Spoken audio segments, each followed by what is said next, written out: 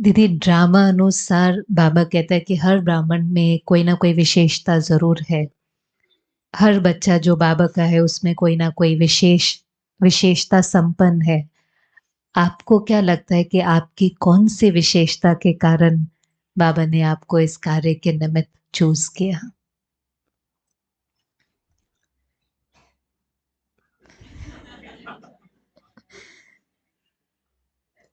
मैं तो इतना ही कह सकती हूँ कि मुझे जिस चीज़ से पहले से बहुत प्यार रहा, तपस्या, एकांत और सरलता। बस ये 3 गुणों को उस समय भी मैंने फ़ील किया। क्योंकि जब बाबा का रथ वहाँ पर था, तो बाबा का रथ तो तपस्या में था ही, लेकिन उनके साथ 15 लोग थे, है ना? नीलूबेन के साथ सारे सेवादारी। अब वो सबको साथ में रखना और उनको सैटिस्फाइड करना, क्योंकि वो संतुष्ट है तो दादी, है ना? तो उस जगह पर जैसे बाबा कहते हैं ना कि हर बात को ईज़िली, सरलता से ले लो। बातें तो बड़ी-बड़ी आनी है, वो तो आएगी। लेकिन उस बातों को तपस्या के बल से सॉल्व करना। उस समय भी आती थी बातें तो काफ़ी चारों तरफ से। लेकिन एक बाबा की पहले से मैं मदद फ़ील करती हूँ जब से हम बाबा के बने हैं कि किसी भी बात में मुझे कभी भी नेगेटिव संकल्प नहीं चलते हैं। नहीं किसी आत्मा के बारे में, नहीं परिस्थिति के बारे में। हमेशा जैसे बाबा कहते हैं ना श्रेष्ठ चिंतन, पॉज़िटिव। तो उस समय भी मैंने यही फ़ील किया कि बड़ी-बड़ी बातें आती थी लेकिन कुछ नहीं, लाइट। हम लाइट रहते थे तो पूरा हमारा समूह लाइट हो जाता था। और ऐसी कोई बातें आती थी तो हम तपस्या शुरू कर देते थे। बहुत उस समय हमने बहुत भट्टियाँ की। एक तो दादी जी की तबीयत ऐसी थी और फिर यज्ञ से भी बहुत सारा दादी को ले आओ, ये वो बहुत सारी बातें तो हम लोगों की तपस्या चालू ही रहती थी। तो जैसे नहीं योग का बल भी साथ में चलता रहा और दादी वो ही चाहती थी कि दादी को वही माहौल चाहिए था। तपस्या का कोई व्यर्थ नहीं, नेगेटिव बिल्कुल नहीं। बिल्कुल पॉजिटिविटी और तपस्या जो दादी को चाहिए था। कोई ऐसा प्रैक्टिकल इंस्टेंस जो आप शेयर कर सकें कि कोई बात आई और कैसे फिर तपस्या के बल से उस चीज़ को पार किया?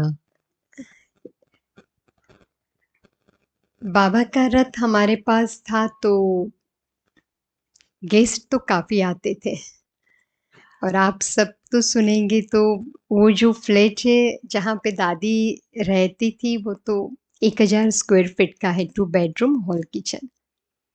वैसा ही एक नीचे दूसरा फ्लैट था जिसमें हम बहनें रहती थी। वो भी 1000 स्क्वायर फीट का और उसमें हम सभी बहनें रहती थी, दादी का भंडारा और सब कुछ वैसे ही चलता था।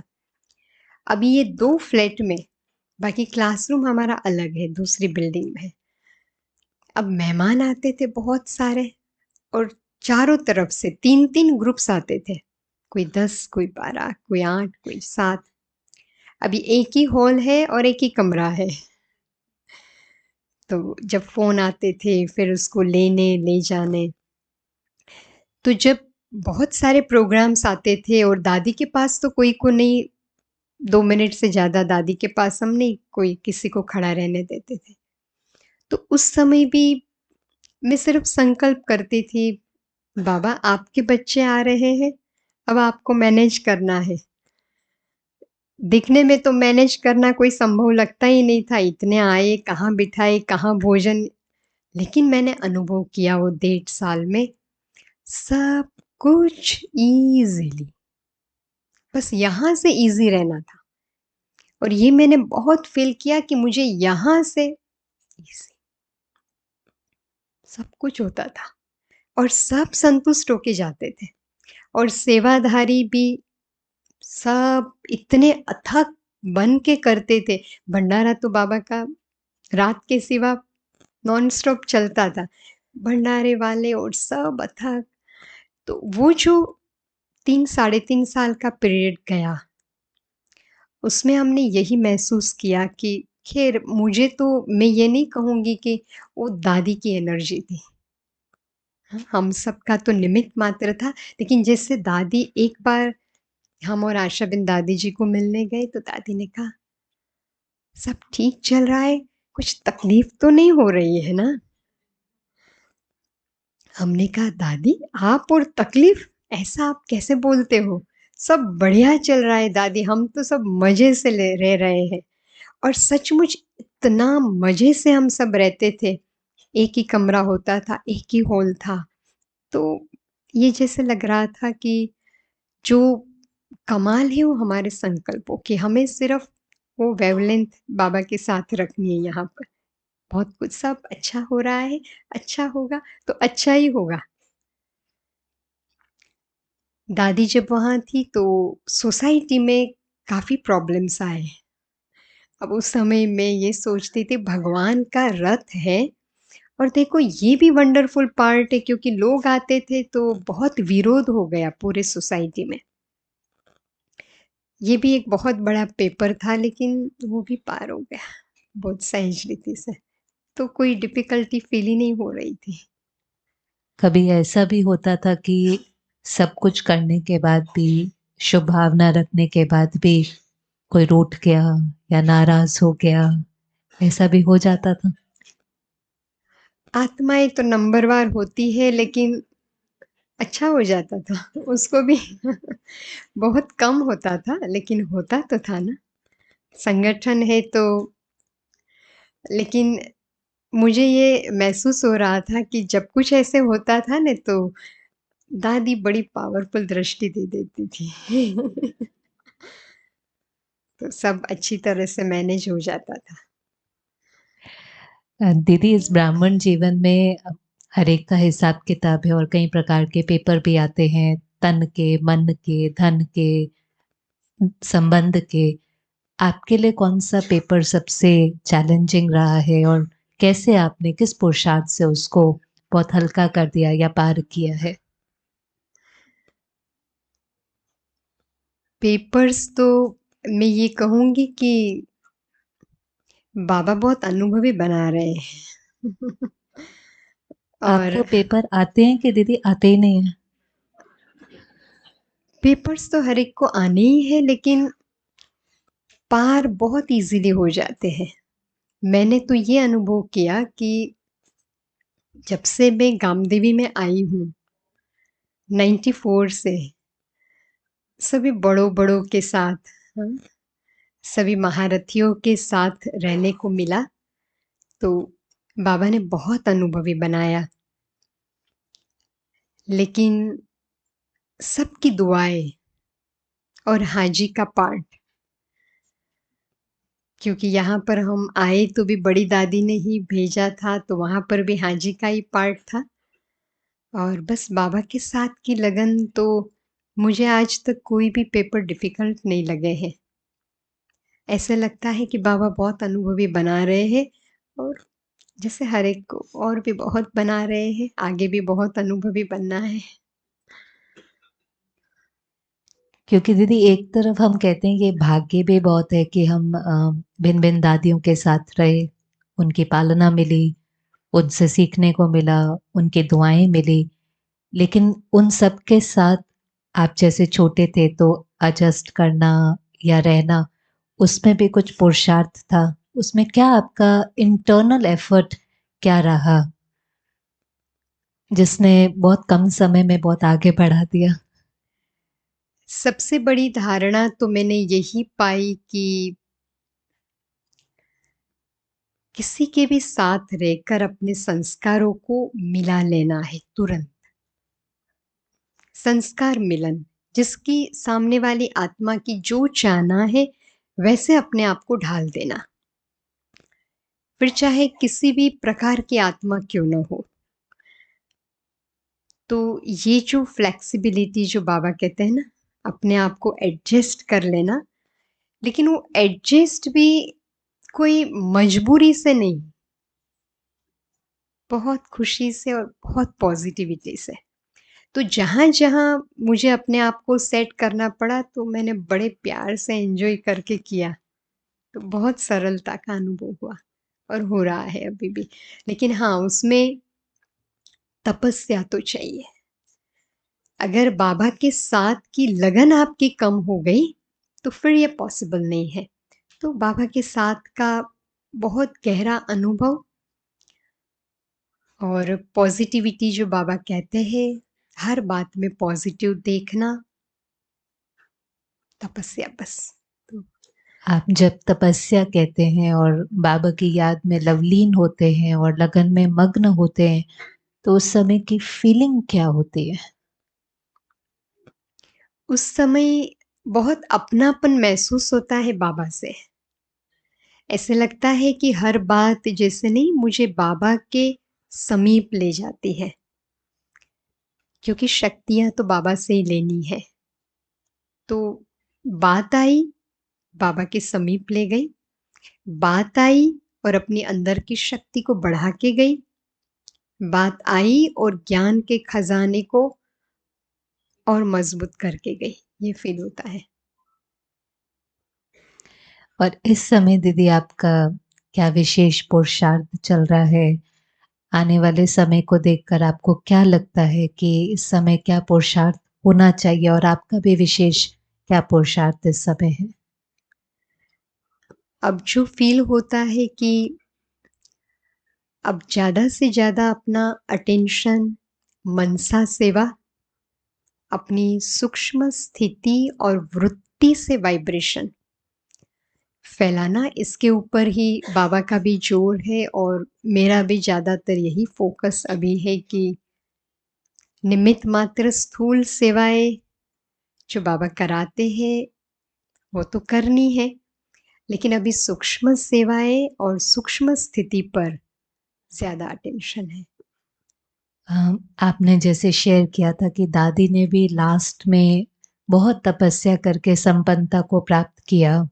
ब्रह्मा बाबा ने भी ऐसे ही किया। उस समय ना ब्रह्मा बाबा बाहर गए, ना दादी जी बाहर गए। अगर हम देखें तो इस समय सेवाओं की भी बहुत धूम है। जी, सेवाएँ ईज़ी भी हो रही हैं, जो पहले मुश्किल थी आज कोई भी बाहर की जो आत्माएँ हैं, ज्ञान सुनना चाहती हैं, बड़े-बड़े लोग भी आना चाहते हैं, तो कैसे उसको बैलेंस करना चाहिए? एक तरफ तपस्या का समय है, दूसरा साथ-साथ में सेवाएँ भी जैसे बाबा कहता था ये समय की बलिहारी है। समय ही ऐसा आएगा कि सब बहुत तेज़ी से आएँगे, तो कई बार उसमें ऐसा लगता है कि तपस्या का समय कैसे निकालें? कैसे जी। बैलेंस करें? ये सही बात है कि बैठ के तपस्या करने का तो समय अभी मिलना बहुत मुश्किल है। लेकिन इसमें बैलेंस ऐसे ही होगा कि एक तो हमारा अमृत वेला, वो हमारे पास होता है, सुबह के 4 घंटे, उसका हम मैक्सिमम यूज़ कर लें, 4 से 8। फिर उसमें योग हो, अपनी दिनचर्या हो या बाबा की मुरली क्लास।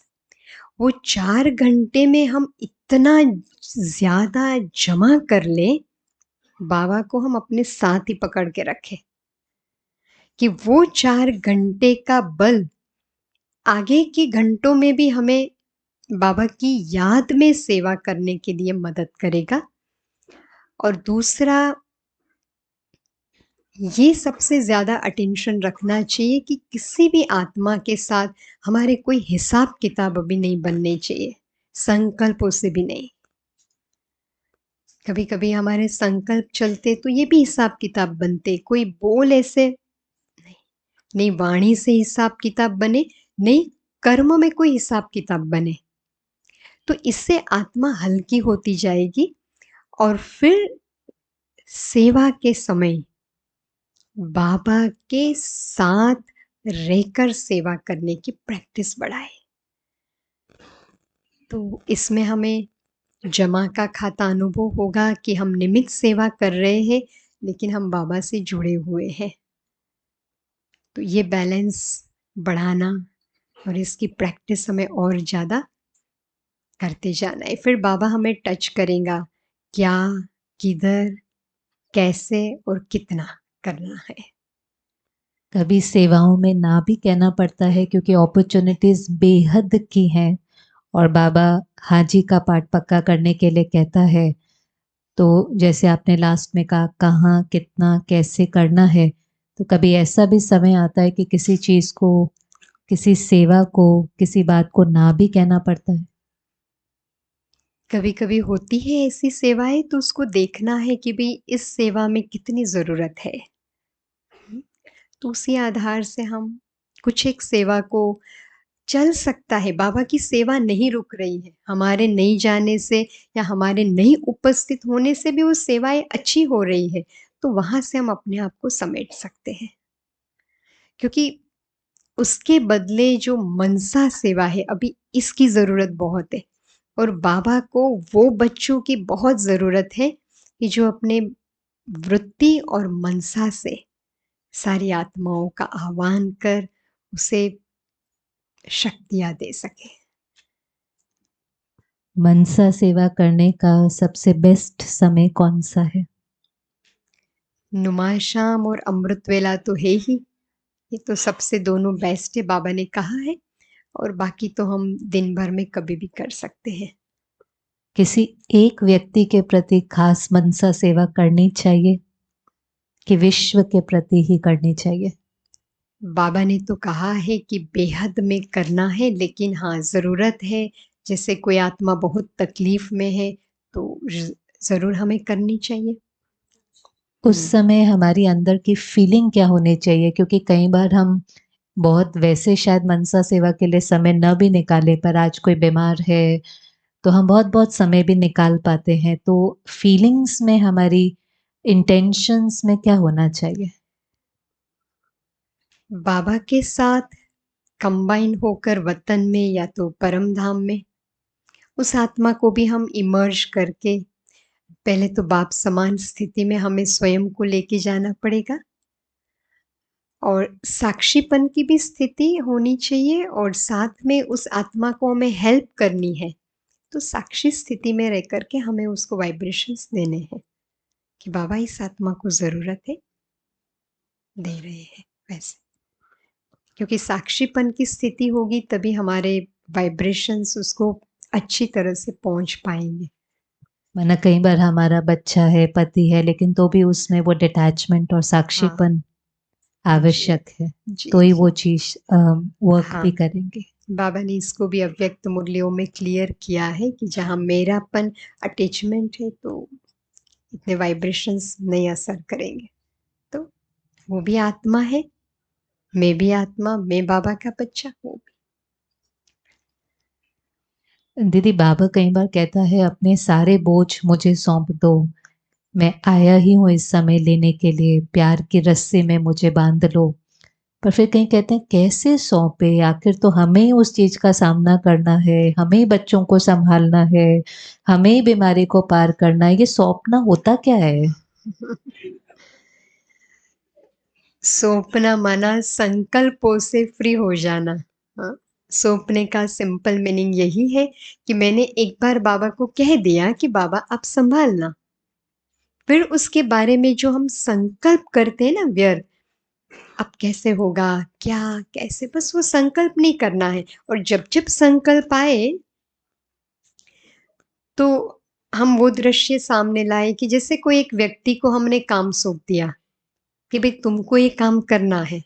वो कहेगा हाँ, भरोसा है मेरे पे? हम कहेंगे हाँ, भरोसा पक्का, ठीक है अब निश्चिंत हो जाओ, ठीक है? अब हम बार-बार उसको फ़ोन करते, अरे! काम किया? काम हुआ? करोगे ना? हुआ या नहीं? वो कहेगा ऐसे करो अभी तुम ही कर लो। तो एक बार बाबा को हमने सौंप दिया, फिर बाबा को बार-बार होगा या नहीं, बाबा करेंगे, ये संकल्प नहीं करना है। पूरा निश्चय, बाबा बैठा है, करेगा। बाबा ने एक मुरली में कहा था कि अगर फिर भी संकल्प आए, बार-बार आएगा, फिर से अपने आप को कहो, ये काम मैंने बाबा को सौंप दिया है। बाबा सब कुछ ठीक करेगा। फिर संकल्प आए, मन को कहो, अब तुम्हें नहीं सोचना है। मन से ही बातें करो और उस बात के व्यर्थ संकल्प नहीं करो। इसमें बाबा पर हमें पूरा विश्वास, और जहाँ पुरुषार्थ करना है वहाँ तो निमित्त बन के करना है, लेकिन यहाँ जब जब संकल्प आए, श्रेष्ठ संकल्प ही आए, सब अच्छा ही होगा, बाबा बैठा है ना। पर दीदी जब सब अच्छा होता है तो हम कहते हैं बाबा ने किया, कुछ ठीक नहीं होता तो हम कहते हैं ड्रामा। तो ये तो बाबा अपने को छुड़ा लेता है। क्योंकि जो अच्छा नहीं हुआ है वो सिर्फ ऊपर का कर्टन है ना। लेकिन वो कर्टन को हटने के लिए थोड़ा समय देना पड़ेगा। बाबा ने कहा है कि हर अकल्याण के पर्दे के पीछे तुम्हारा कल्याण है। लेकिन जब कोई अकल्याण हुआ, नुकसान हो गया, तुरंत हमें सोचना है इसके पीछे ही मेरा कल्याण है। लेकिन जब तक वो कल्याण हो तब तक हमें धैर्य रखना पड़ेगा, अच्छा ही होना है ना। कहीं अनुभव कहते हैं सभी का अनुभव है ना ऐसा। लेकिन वो जो कर्टन खुलता है तब तक हम ऊपर नीचे हो गए तो फिर तो बाबा कहेंगे अरे पक्के बच्चे चाहिए, वो मटका हाँ ठोक के लेते हैं ना। तो बाबा हमारी टेस्टिंग कर रहा है कि इसको मेरे पे विश्वास कितना है, करने दो टेस्टिंग। इतना पक्का विश्वास हो जो बाबा ने कहा है कल्याण फाइनल। 1 सेकेंड का क्वेश्चन होगा, बातें बड़ी होगी, अभी से प्रैक्टिस करो। कुछ भी होता है एक ही शब्द सामने आए, कल्याण कल्याण, बस उससे आगे कोई संकल्प चलाना ही नहीं है। साक्षी स्थिति यही है। साक्षी स्थिति माना कोई भी बात आए तुरंत अपने मन में ये बातें आ जाए, कल्याण, परफेक्ट, एक्यूरेट, नथिंग न्यू, विजयी। बस ये इतना रट के पक्का करो कि कोई भी बात आए तुरंत मन के सामने आए, कल्याण, एक्यूरेट, यथार्थ, नथिंग न्यू, परफेक्ट। परफेक्ट। तो है ना, वैसे तो परफेक्ट। 7 बजे हैं। मैं अंतिम क्वेश्चन दीदी से बस यही पूछूंगी, फिर हम थोड़ा समय मिलकर योग करेंगे। दीदी हम सबके लिए गामदेवी से विशेष बाबा की टोली लेकर आए हैं, तो वो भी सभी दीदी से लेते हुए ही जाएंगे। अंत में दीदी एक अगर मंत्र के रूप में कुछ आपके मन में चलता हो, जैसे दीदी और मम्मा को कई बार लास्ट में था ना, हर घड़ी अंतिम घड़ी है, अब घर जाना है, वो जैसे रट थी अंदर में, अंदर अंदर अंदर चलता ही रहता था। तो कुछ ऐसा जो आपके मन में कोई एक संकल्प जो चलता ही रहता है। बस अब तो यही होना चाहिए जो बाबा कहते हैं कि हमारी मूरत से बाबा की सीरत का साक्षात्कार हो, है ना। एक एक ब्राह्मण को बाबा को प्रत्यक्ष करना है, तो यही लगन रहे। और मूरत पे तो वही आएगा जो हमारे मन में होगा। तो यहाँ पे बाबा को बसा दो बस, है ना। बाबा के साथ बाप जैसा बाप समान बनकर दिखाना है। हम सब तो दीदी ऐसा महसूस करते हैं कि आपकी मूरत से बाबा का साक्षात्कार होता ही है। सदा फील होता है कि जैसे दादी बाबा के साथ कंबाइंड थे, आप भी बिल्कुल कंबाइंड है। हमने सदा आपको बहुत निर्मल, पवित्र, स्टेबल, रूहानियत रेडिएट करते हुए देखा है, और आज ऐसे ही फरिश्ते का हम सबको लाभ मिला है। हम एक बार फिर से दिल से, तालियों से आपका बहुत बहुत थैंक्स करते हैं। आप सभी का भी बहुत बहुत धन्यवाद। हाँ, आज हमें भी बहुत खुशी हुई कि इतने बेहद परिवार से हमें भी मिलने का भाग्य मिला है। बहुत दीदी हम लकी हैं जो ऐसा परिवार मिला है। कितने भी शॉर्ट पीरियड में कोई भी ज्ञान योग से संबंधित कोई भी क्लास होंगी तो पुरुषार्थ के लिए ये परिवार दौड़ा चला आता है। तो हम सब भी बहुत बहुत भाग्यशाली अपने को महसूस करते हैं।